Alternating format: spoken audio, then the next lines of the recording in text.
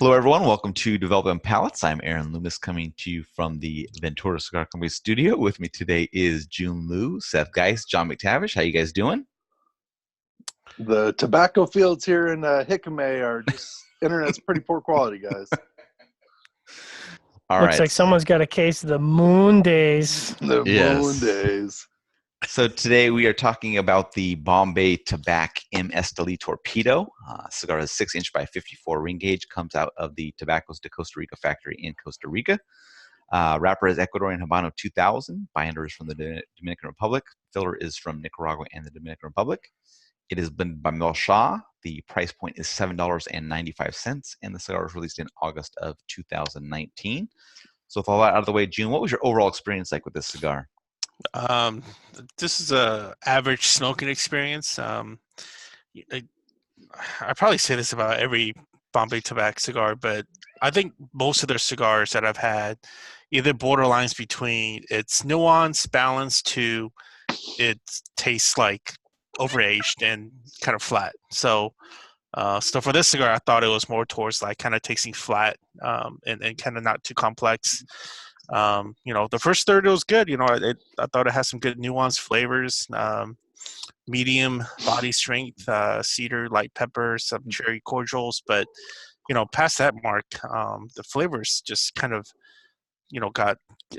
became this like monotone cedar, light pepper spice going on, red pepper spice going on. And became a bit uneventful, but great construction, but average taste. How about you, Seth? What were your overall thoughts? I mean, it was an uneventful cigar, I thought. I just think, I don't think it really delivered a flavor profile that I'm trying to remember my notes, to be honest with you. But if I think I'm spot on here, I just don't think there was much really going on with the cigar. It just was kind of a bust, one-dimensional, okay construction. Yeah, all right, man. John, how about you? Rookie, you got to unmute yourself. I think Damn. Uneventful. Yeah, if you finally got me after 2 years.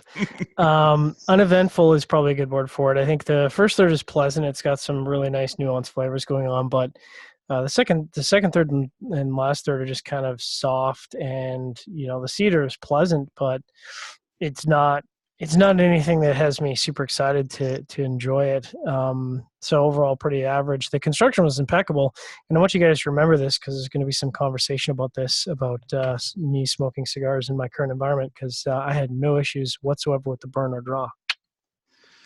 Aaron? Yeah, for me, I thought the cigar had a pretty nice, unique flavor profile in the first third, but kind of at the halfway point, the cigar just seemed to run out of gas, became really average the rest of the way. I kind of wish that first half had, continued on throughout. It would have been a much more eventful experience. But Jiunn kind of mentioned this before, that the brand kind of brings some unique profiles at times, and I kind of felt that this was starting out that way.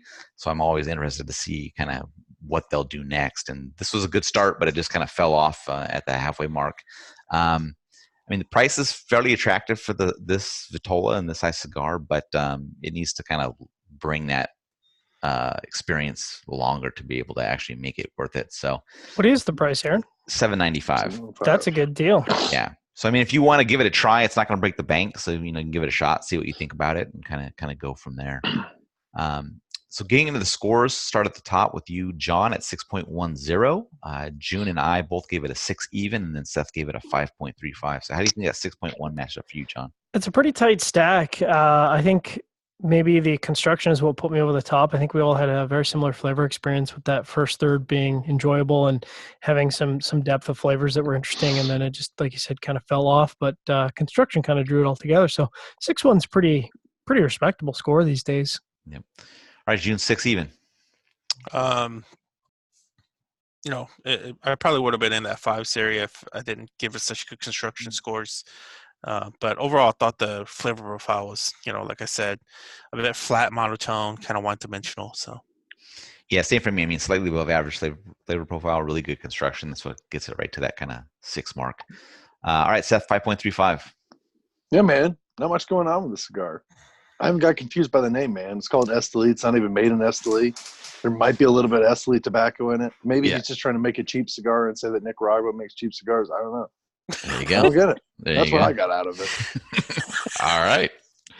All right, if you just catch this video on YouTube, be sure to subscribe to us, but check out the full written review on the website, developmentpalates.com. Follow us on all the social media channels. You can catch all of our review recaps on podcasts. So iTunes, Google Play, and Podbean. Thank you for tuning in. We'll catch you on the next one.